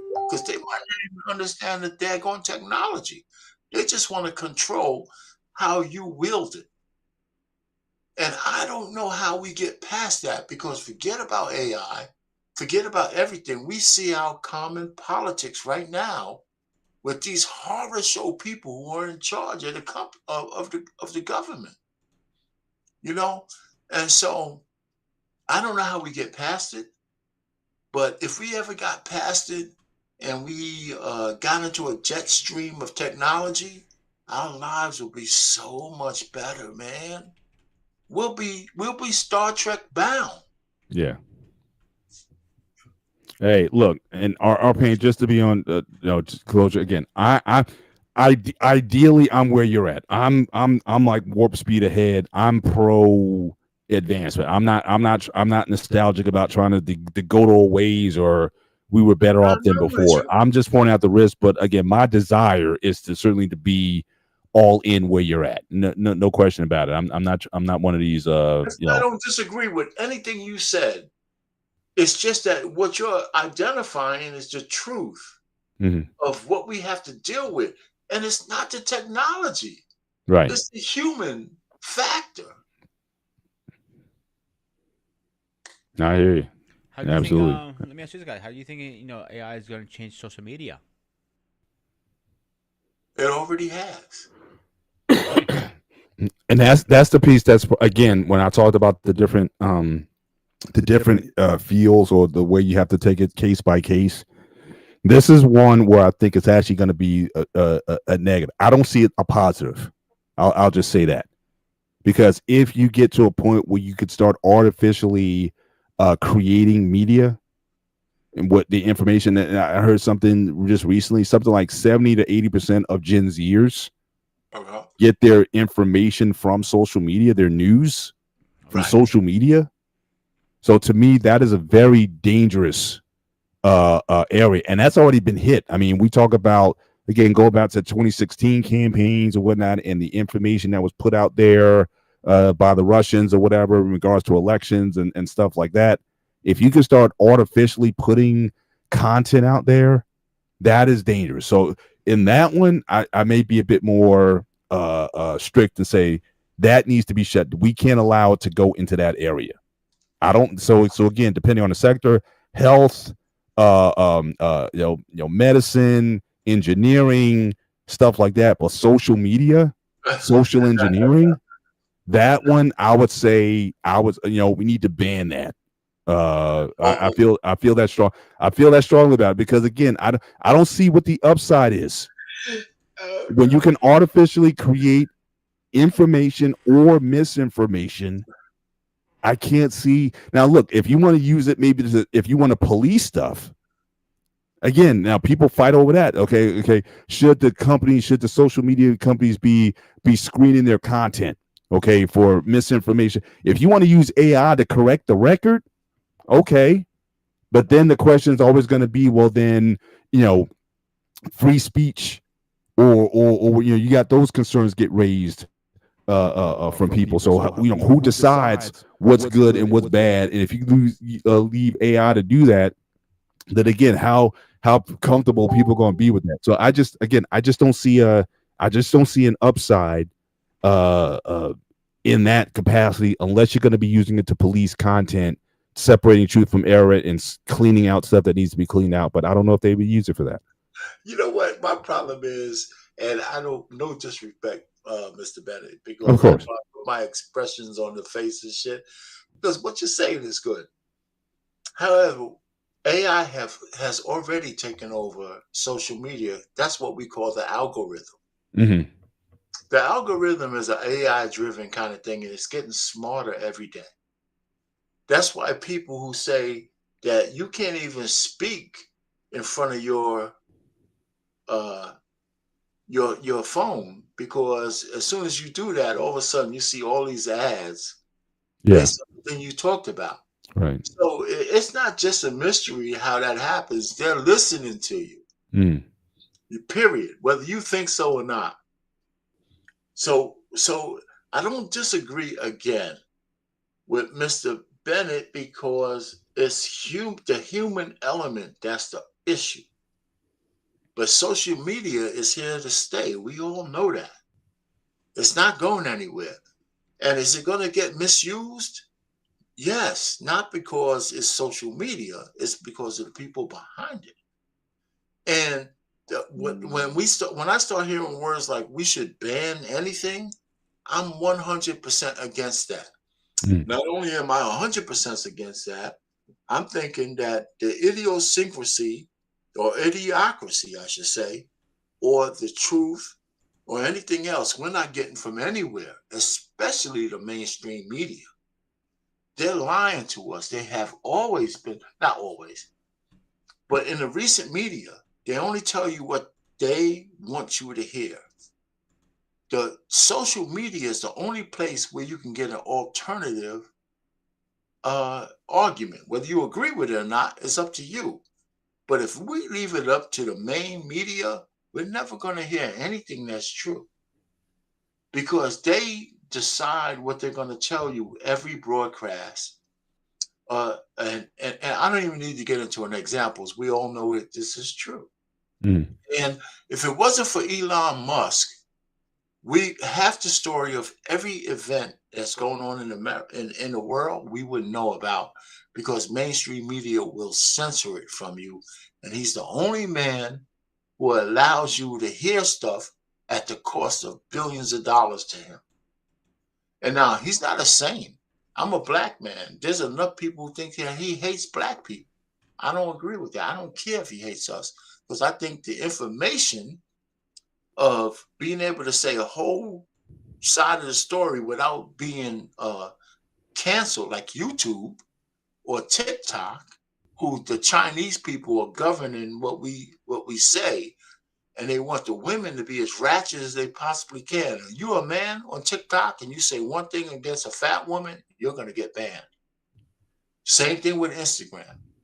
But the woman could be 800 pounds and you still can't mention that she's fat.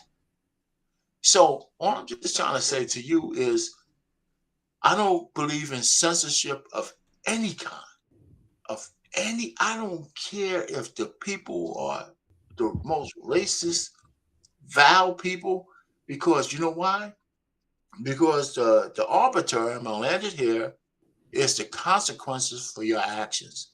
If I come on YouTube, me, or anywhere else, and I turn out to be a racist, I deserve all the heat I get. Banning, canceling, and anything else. So does everybody else. But we should allow them to say it so we can know who the enemy really is. That's all I'm saying. That's facts.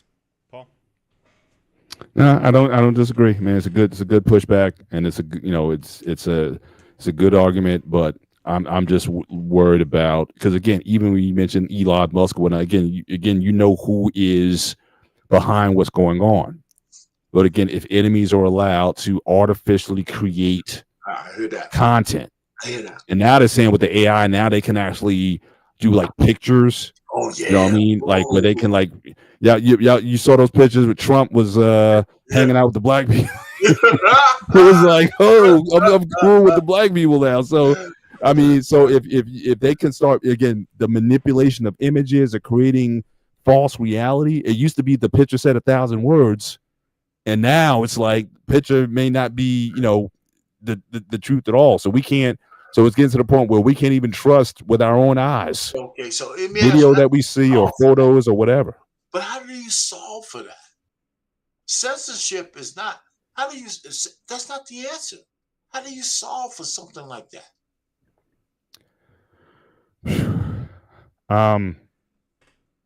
Again, I don't have an answer. Well, you know what? It's kind of a trick question, because I know I don't have an answer. I don't have the answer. I just know the danger of it, and I mean this is going to have implications for law, like civil. Like you go into court, who's to say that? Okay, here we got documented evidence of you doing X, Y, and Z, right? And the defense could be, oh, that was AI generated. And who's to then argue? Then you got to put in all this extra work to say, okay, to authenticate the video or the photo or whatever. Or if somebody wants to just, especially if you're a popular person, if you're, it's not gonna probably affect us. But if you imagine if you're a famous person and they want to say, like think about those tabloids, the Inquirer and all that. If they want to say. So they can put you on a boat with, bikini clad ladies and stuff saying, oh, he macking against his wife or something like that. Then you got to be like, try to explain. It's like, look, that The picture That's looks not legit. You got to explain to your wife. Yo, that was AI I got a generated. better one for you, dude. I got a better But one. this is a good point, Mr. Bennett, though. Yeah, because you're right. Once the legal system gets involved, and you have to spend actual money to clear your name when you know you're innocent, Right. So again, how do you solve for that? Because we know it's here, right? It's already been done. It's already when it's done to famous people, they have the wherewithal to clear their name because they know where they've been and all that. But once it starts happening to regular people that they want to get back at, who don't have the resources to fight it, to clear the, you know what? See, this is where people come in, right? And the fact is, we got so many ratchet ass people out there. Yeah. I don't know how to solve for that. I really don't. And so it always comes down to, do we stifle technology because we have ratchet people in the world? Mhm. And the truth of the matter is, we're never going to get rid of ratchet people in the world. So do we hurt the rest of the population on a chance that the ratchet people might win once in a while? That's the question I have. Yeah. And I don't know. I don't have the answer to that. I know what side I want to be on. I think we should still plow forward no matter what. Hmm. But Yeah. I could agree, not agree, but I could understand what people who don't. But where's the end game? Because if we stop technology, if we stop going forward because of fear, even the most conservative person is going to say, well, fear shouldn't stop you from moving forward. Hmm. So So let me ask you, just go back to my original analogies. Again, we talked about Shelley Finkel's Frankenstein. right. So do you think Frankenstein should have continued, or should have been other Dr. Frankensteins creating more bodies out of the ground? Because I love Frankenstein. so from that, so should that have not dissuaded people from saying, oh, he started something, let's perfect it, let's continue to dig up the bodies, and let's make improve on what his he did. motivations weren't as pure as they could have been, right? Mm-hmm. I don't think they were malintent on the outset, at least. Okay, so let me ask you. Here's what I don't know, and this is not where Shelley didn't take us. She didn't take us to where the benefit was from him doing what he did. Mm-hmm. That's what I'm saying. Where's the medical benefit for humanity in the future? Mm-hmm. Now, that was a great science fiction story. Yeah. But if she could have added a cogent reason why he did that, that would have been but in a lot of these films, a lot of it is I remember like Jurassic Park. I mean, the famous line from Goldblum, he said, you spent all your time thinking about that you forgot to ask if you should. So a lot of times from the scientific community, it's because it's there. Why do you climb Mount Everest? Okay, so because it's there. So it's not, so it doesn't, in science, a lot of times it doesn't require a reason. And especially if you go back to like that time, because I also in similar movies around that time, like if you look at the field of mental health, I mean, they were doing crazy stuff to people, dumping you in ice, electric shock. They were doing ridiculous stuff to people, not knowing if this stuff would work. But it's like, look, we got to try. So it was, and all those people should roast in hell. But based on what you're saying, again, the trying or the quest for knowledge. Look, some guys had to eat some poisonous plants, right? In order to figure out these aren't the plants we need to be eating. Right? So you saw them berries look real good on the vine, right? It's like, oh, let me try these berries out. Okay, so the difference is, Mr. Bennett, is whether they volunteered or they were forced to do. That makes all the difference. We have a history of that too, especially with black people, them Tuskegee experiments. So here's where I don't have the answer. I don't have the answer. If you guys are to talk about Frankenstein, you guys also talk about like was he from Avengers? Ultron, who was built and he wasn't come pieced together. He was built out of an AI system, and he turned into a droid almost, saying, Yeah. and he goes psychopath, like, Sentient, hey, yeah. destroy all the bad people. That's the only way we can find But peace. you know why though, don't you, Grumman? You Go know ahead, I want to why, hear. right? Because Tony Stark was a flawed man. And part of the programming in Ultron was Tony Stark. Arrogance. His arrogance was one of the reasons why Ultron was who he was. That got programmed in. That's one of the problems with AI. Chat B, wait, GPT. GPT, right? GPT, yeah. If you put in stuff about DEI, you'll figure out that the people behind chat are liberals. I think that's an issue. They should be neutral, but they're not, right? So that matters. So even AI is subject to programming and philosophy. I was a software engineer. Hey, Mr. Ben, let me tell you one thing. I'm gonna be real quick. Sure. I used to do audits of major software houses. Right. And I figured out that software has a behavior, and the behavior was directly proportional to the software program manager. Yeah. 100%. And one of the things that gave me the upper hand is because I knew that. So I was able to pick out who was in charge and how the software behaved, because the way that person behaved is how closely they match to the guidelines of the standards. Mm-hmm. So again, you're creating yourself, whatever it is, your creation in your own image. So so we getting back to Genesis 1. Okay. We're going all the way back to that very thing. Wait, You know what I mean? So here's funny you said that, Payne, all your whole statement, because my next question was going to be, what kind of development systems are we going to put through AI that can towards our values as humans and our goals?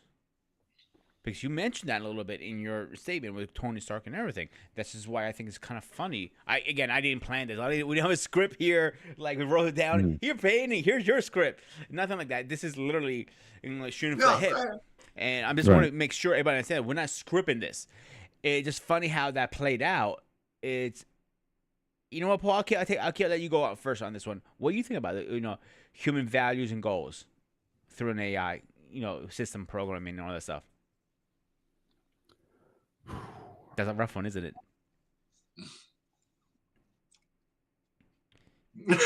Here's the thing. When I know you guys have to take a minute to think about it, meaning I'm doing my job good as a host. That's one thing I like about my job. Unless you want me to go first. Well, I don't. Again, values and goals. I don't know how programmable that is, because again, going back to the Ultron example that you were doing, Tony Stark said, "Peace in our time." That was Ultron's programming. But then Ultron looked at the world and said, "Wait a minute, what is wrong?" And this is the same thing that happened with Skynet.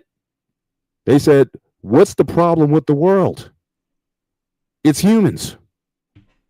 So the general program was peace in our time. In order to have peace, you have to get rid of humans. So how do you program AI, or at least you got to have a fail-safe on it to say, whatever you do, whatever decisions that you come up with, you cannot harm humanity. Again, that has to be, it's like RoboCop, right? Serve the public trust, protect the innocent, uphold the law. But then they put a fail-safe in them. You try to arrest a member of OCP, we shut you down. So you gotta have something in there that says, okay, when it comes down to like how you look at us, yeah, we shut you down. So yeah, if you want to use it for that purpose, where it doesn't come to these conclusions that humans are the problem, yeah, you have to build some sort of fail-safe in there that says, look, we at all costs protect humanity. It's like the Hippocratic Oath in medicine, right? Do no harm. You have to find a way to do that in a way that says, because medicine does a lot of harm. in the pursuit of medicine. We talked about Peter, our dogs. Like I said, my dog was an animal test specimen. They use them for testing drugs. That's what they're bred for, because of their temperament. Beagles are, because of their nature. They use them in these experiments because they're very good at it. So it's you have to, if you can use it in such a way that has those fail safes on it.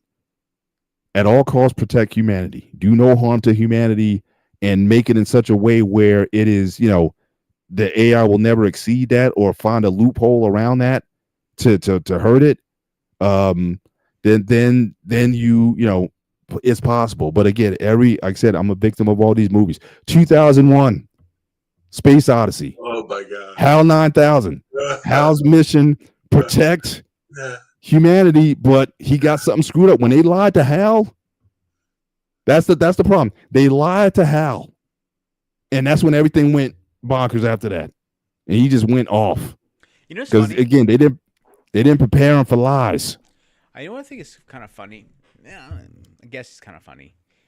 All these movies, Terminator, Avengers, Matrix, it has one same outcome.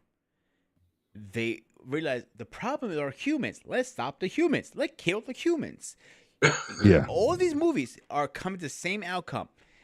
It always starts from, point A, B, C, D, Z, whatever. 1, 2, 3, 4, 5, whatever you want to put it. It always end same spot, going after the humans. So maybe this is a precursor or something, but we are watching this. So as, smart people we think we are, did we put safeties in this yet, you think? Pen, you might know more about this than anybody. Well, just the original stuff. Say what you just said again. I just missed a little bit of it. Like the last one. Are there any safety protocols put in place to say one of his eyes goes haywire, like Johnny Five? Remember that movie Johnny Five? The guy struck with lightning, and then all of a sudden, he was a good guy. But let's say it happened the opposite. He started killing people instead. Well, so let's start with. Let me go back to Tony Stark, and I was always on Team Captain America. Okay, when they had the Sokovia Accords. Yeah. Okay, because I believe that first of all, Ross, right, in being in charge, he only cared about whether you followed what he said, right? So Facts. Tony Stark, when he wanted to create the shield around the world, he wanted to say that was more important than anything that any individual uh, uh, problem with mattered. It doesn't matter what the average human being or collective of human beings needed. We need to subjugate the human race to my will. That's what he was about. I disagree with that. I disagree. I don't care if the human race is annihilated. We shouldn't be subjugated to no man or no woman in that kind of capacity, because they can't inevitably be right because they're not God. So that's my problem. And one of the things about the old Marvel movies, they were so good because they weren't beholden to any of the bullshit they started to do. They were just good movies. I'm telling you, the Avengers movies were Academy Award worthy.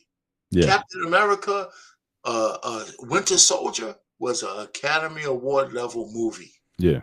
So, Pan, let me cut you off really fast. Great. It was just a great movie, man. So what happened, Pan, is when Disney took over, they went a completely different direction. They left they have all. This is what pisses me off with Disney. I'm gonna go on a rant for a second here. Disney has a fucking materials. They have the fucking materials. They have all the books. They have all the fucking scripts. But this dumb Tito woman thinks she knows what the fuck she's doing, but she has a goddamn idiot. So why don't you just stop being smart and actually be practical? You have the book. Stop rewriting everything. Like they say that with Star Wars, they try to rewrite the whole thing. They had the scripts. Same with Star Wars. Avengers. They had everything from the comics. Why are you trying to reinvent the wheel? The wheel goes around and around and around. It doesn't go bump, bump, bump, bump, bump. No, it goes around and around and around. So go fuck yourself and get back to the scripts. Thank you, Hey, and have listen, a beautiful fucking day. Groovy, I didn't mean you go down that path because that's a whole nother conversation. Matter of fact, you need to have another streaming about that one. Well, But it should be an upcoming hangout show because I mean, That's- again, I thought the purpose of the hangout was to not get on.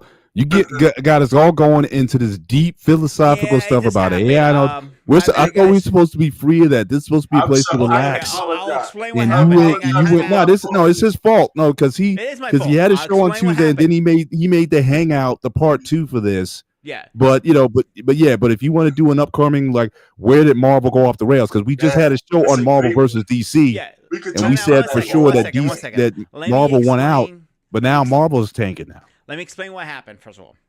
So on Wednesday, some of you guys canceled, it's fine. But some people confirmed they were going to come in. This was the original Wednesday show. So it kind of threw me off.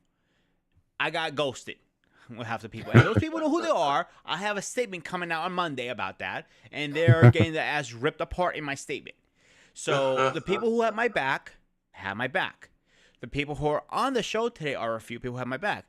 I don't care if you show or you don't show. If you communicate with me, send me a text or an email saying, yo, Pete, I can't make it, I'm tired. Or, hey, Pete, it's, wifey's time, I got to, get something in. Good for you. I don't care. I don't have to give me reasons. At least give me a heads up. Don't let me sit there with my dick in my hand. Let me wait for you and you never show up. Am I right or wrong? Hey, yeah, Groovy, let me tell you something. This show is pretty damn good because Mr. Bennett and me, we don't agree on a lot of stuff, but we don't disagree either. I just have a different point of view. That's it. Sometimes less is more. Yeah. Yeah. Sometimes less is more. Hey, but I just wanted to know. I brought up Captain America Winter. I love those movies so much. Yeah. Because they're all technology based and driven. A lot of them are. And so, again, based on what you said about the last point that you made, and I'm almost losing the bubble. All I'm just trying to say is we're in this we're at the fork in the road in our society. And I think for a lot of different reasons, we're at a fork in the road in our society. AI is inevitable because it's all around us. It's going to replace jobs. I just got a thing from Tesla talking about buying this Tesla coin. The reason why I didn't just jump on it, because I'm too dog shit stupid about how it all works. Sometimes, you got to just pause. I got to learn. Maybe I got to listen to Ray De Niro a little bit more about certain things. So all I'm just trying to say is it's here. It's in front of us. And here's the thing. Enough people have enough time to begin in their own personal lives to pivot. I got two daughters. One is in architecture and the other one is in human resources. And my oldest is in human resources, and I send her a lot of information about AI and how it might impact human resources. So I said, listen, whether you think it's going to come to where you're working or not, you need to be the smartest person in the room on this shit. Period. And if you need to take listen, and I'm not going to be too long, right? She got a master's degree in human resources that the school paid for, $11,000 a class, right? So she got an interview for a promotion. I said, no matter what you tell them in that goddamn interview, let them know that they just spent $120,000 giving you a master's degree. And that you say, you know what? This promotion is going to be a perfect way for me to utilize what you just spent $120,000 on. She got the job. You know what I'm saying? Yeah. They pay for it. So, and to my youngest daughter, she's not getting paid for what she needs to as an architect, but she just did her first program management job as an architect. And I said, listen, she's being paid less than she should, but the experience is more important. So I said, okay, because she's living with me. I said, well, you make sure that you understand how AI might impact your job. Because it's coming. And especially with architecture, it's probably got a direct impact in some way, shape, form, or fashion. You need to just know more than the next guy or gal, right? So that's the best I can do to in my little small bubble. But I think that's what everybody needs to do because it's the change is inevitable, and there's still time for people to start making mid-course correction. You know why? Because the time is going to pass whether they do or not. Paul? 5 years, 2 years, 3 years are going to pass whether you sit on your ass thinking something's going to save you or not. So you might as well do something. So when 2 years comes, 3 years come, you're in position to pivot to the new technology because it's coming.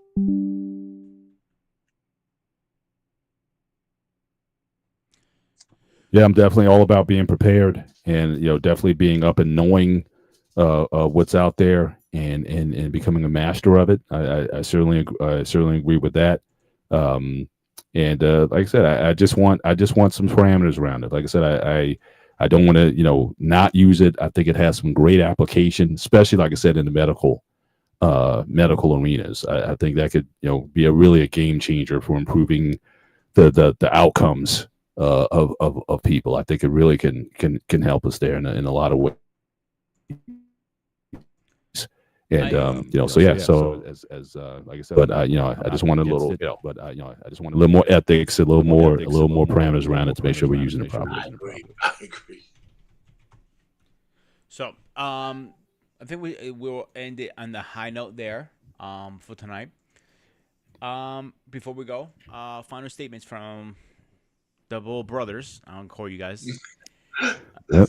So again, we take over these streets again. I'm telling Peter. I'm telling you, this is again the follically free. This is the way we come into these YouTube places and we take over the airwaves. So this is like we're like the NWO. I have a question for Payne. Payne, have you heard Mr. Bennett's theme song? If it's on BMU's thing, I heard it. It's on my channel. I came up with this. He made this up with his own. No, I haven't. Okay, ready? Salute to the president.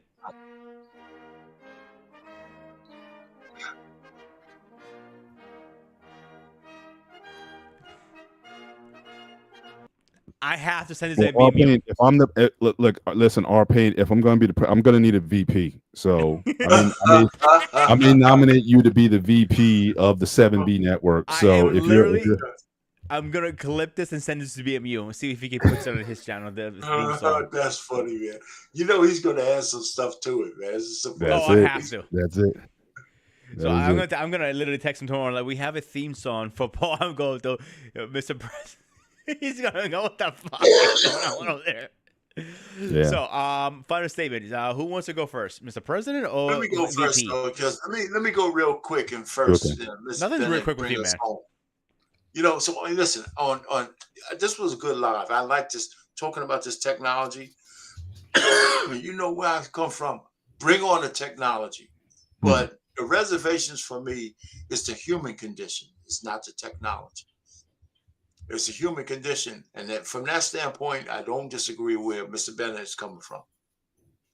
But on Monday, I'm gonna be on BMU's network, so everybody come over there, support the channel. The title of the show is called "When was the last time your wife or your woman made you a sandwich?" Man, never. Go ahead, Mr. Bennett. I'll land it on. Yeah. You saw, as usual, Payne is stirring up some good trouble. So he's going to be doing this thing. But yeah, but shout out to you. I try to watch your show as often as I can. I try to join the show as often as I can. And but again, I appreciate the effort that you're putting into it. I know the things that you raise up, you're very passionate about them, and you like to stir the dialogue. So you're definitely creating good content on the BMU network. So salute to you for what you're doing. But yeah, this was again certainly a great conversation tonight on AI. Like I said, I'm just a product of too many films. Like I said, Frankenstein, Failsafe, War Games, Terminator. You name the movie. the Avengers, Age of Ultron. So yeah, I have some reservations, but again, I think it's a great tool, but just like all tools, the tool is only as good as the person who's wielding it. And I think that we have to have the right people at the helm. And I think if we really want to go for a positive in AI, I think even when it comes to political, I think we really need to start electing persons that have some technological acumen. Because you got these guys, 70, 80-year-old senators who were going, they didn't, you were talking about them early IBM systems are pain. They were old enough before even that stuff came out. That's right. So when are they going to know about AI or any of the new stuff that's out there? So I think we need people from the engineering, the technology spaces who can speak intelligently and have an understanding of where this stuff is actually going. Because again, I think part of this is again having policy to secure us. I keep talking about that. I'm very worried about concerns for the last 8 years now.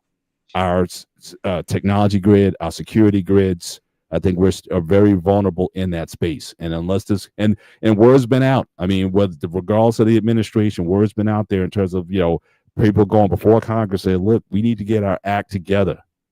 And maybe we need to hire some of these dudes who are in their basements, these hackers in their basements or whatever. Maybe we need to put some of those folks on the payroll and be like, because they know this stuff inside and out. And maybe we need to start leveraging some of that. And again, give jobs and opportunities to guys where you don't have to be a hacker in your basement somewhere. It's like, look, we got a role for you where you can help to make us better and pay these guys well, so that they don't have to resort to malicious activity. But there's a lot of smart people out there that we need to recruit rather than prosecute or ostracize from there. So again, we need all of the resources and people who know what they're doing to be in those rooms when we're talking about where we're going forward with this technology and how we can best use it for our advantage as United States. And then I'm nationalistic to that degree. Like if someone's going to own it, just like in Oppenheimer, look, I don't necessarily want to use it first, but if anyone's going to use it first, we're going to use it first. You know what I'm saying? So hey, my patriotism goes to that extent. We better get our handle around it before our adversaries do. But with that, hopefully, these next few years is going to be very interesting to see how this goes. But I'm looking forward to it, and I'll be watching cautiously to see how this unfolds. But again, great show tonight, grooming, and definitely looking forward to the next one. So, a little update on a couple of things. Before I do my update, AI, I think is our friend. Foe, too soon to tell. I think this is too much information for us to explore, but I hope the big shots do have safety protocols. Hopefully they watch some movies and they'll learn their lesson through the movies. But on the upgrade part, tomorrow night, me and Paul have our show, The Gray Area. We're talking about the Black Wolf. Should be an interesting one, I think. What do you think, Paul? Oh, we were talking about Americanization. I might be wrong. Hang on a second. Let me double check because you keep changing things around on me. Yeah, I might be wrong. You might be right. Let me hang on. I'm checking right now. Yes, man. Well, at least that's when I looked earlier. That's the banner for the show coming up. I think the Gray Wolf comes. I think the show after that. I think that's the next week. Oops, you're right. So yep, you're right. My bad. So it's American Asian. So let's find out what does that mean. Come in tomorrow at 9:30, right? 9:30 Eastern Standard Time. Yeah, you gotta talk to BM. He has his schedule 6:35. 6:35. All right. Yes, 9:35. Look, I know we're losing daylight savings. I know we're losing an hour of sleep tonight, but yes, I will check with him and make sure that he updates that time. On Monday, guys, don't forget, it's Motivation Monday. Check out those motivation videos I make. And it's also our Pain show on BMU channel. It's some good stuff. Our Pain, in my defense, I do listen to yourself every time you're live. I'm just cleaning my grill and cooking instead of the time. So, at least I show my support. That's what matters. I appreciate that. Tuesdays are beer days. Remember that. And we have some stuff on BMU Talk of Talk. So keep that in mind. There are other things besides my stuff out there. This Wednesday is a good one. I have a topic for us. When boys stop being boys and start being men. That is our topic for this Wednesday at 9 o'clock. So let me know who wants to join. Payne, let me know if you want to come or not. I will send you the email no matter what. Well, yeah, no, yeah. Send me in anyway. Like 7 o'clock Eastern, I do a sports channel, and Mm. it's called On the Swivel at the Sports Bar. And you know what? 10 years ago, maybe 11 now, I trademarked that name when I was still working. I didn't know Mm. what I was going to do with it. And if I wish I would have known about the YouTube space way back when, I would have been way ahead. But I usually spend an hour, 15 minutes talking about different sports stuff, just like everybody else does. Mhm. But I think the way I do it is more PTI related than anything else, so everybody can follow NBA, NFL, and then a couple of special things at the end that people don't normally talk about, and so we could chop it up. So I get So a Yeah. here's couple. something that might be for both of you guys for a show, especially given what happened yesterday. MMA versus boxing. That might be an interesting I have that on topic the to list. talk I'm about, actually especially in light of what just happened. I have my own views on that, and so that might be a topic that either one of you might want to take on in your. I know about the BMU sports show on Wednesday too. That Yes, starts at yeah, like 8 o'clock. that was 8 o'clock Eastern Standard Time. Yeah. Okay, so I'm usually finished by then. Maybe but I see you guys go up there. I don't need to intrude on a lot of it, but I do listen in. Appreciate you. If I need to get up there, I would ask, "Hey man, Yep. drop the link." But you guys have it covered a lot. I'm finished talking about my crap. It's a little bit more broad, but you guys have it kind of covered. So I do support. I do watch. Appreciate you. Yep. Absolutely. so because I said like maybe me and you can brainstorm, Payne. Maybe we can co-stream our stuff together. Maybe we could do. You can have your channel and my channel at the same time, or we do some maybe boxing versus. Yeah, that's dope. That's something I've seen in recent weeks that That's how I do it with I BMU. really appreciated seeing, where people doing simul streams with their channels gives more notice and viewership to your own channel and whatnot. So I think that collaboration, I think it's really been a great thing Let me this talk to year. my buddy CQ. He's a brain genius when it comes to this streaming stuff. Because I use OBS and use StreamYard. He knows how to do the links, and I'll send you the links. Is mostly on your side versus mine. Let me ask him how to do that. I'll give you the guidelines how to do that. Yeah, sure. Yeah. And Thursdays are usually the most open days for me. That's my day. That's my day off. Right. So Thursdays are hard for me. Of course, Friday we got the barbershop, but that's later on in the day. So anything earlier than that, I'm fine. How about Monday? We just pick a Saturday coming up. Say that again. How about we just pick a Saturday, one of these Saturdays, and we do that? Yeah, you know what? We could try it because Saturdays. Listen, I'm one of those retired guys, so my life is 24/7. I don't have, So if I could fill my time with something, Saturdays will be fine. Okay. If the wife, if I'm not over here making the wife happy and shit, I'm usually free. Okay, I will. Let's plan it and we'll go from there. Thursdays, guys, don't forget our review days. I will go review products, talk about hair, beer, stuff like that. Fridays, we're on the barbershop.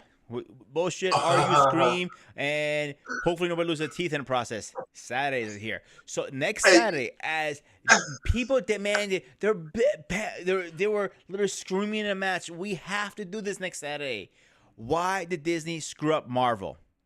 Yeah, we could. You know what, man? That could be a great show. Oh yeah, I have somebody in mind. And not just us here.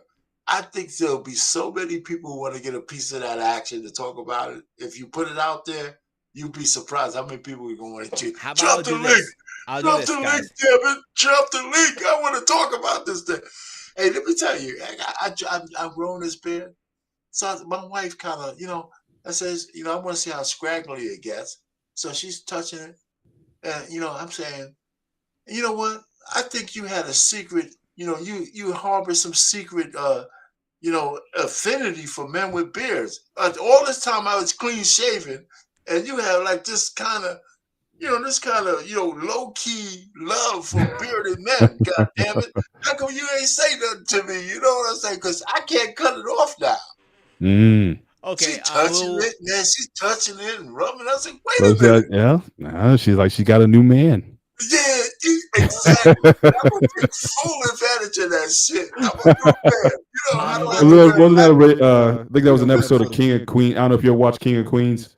Yes, yes, The yes. dude grew a mustache or something like that, and the wife, she was all into it because he grew the mustache.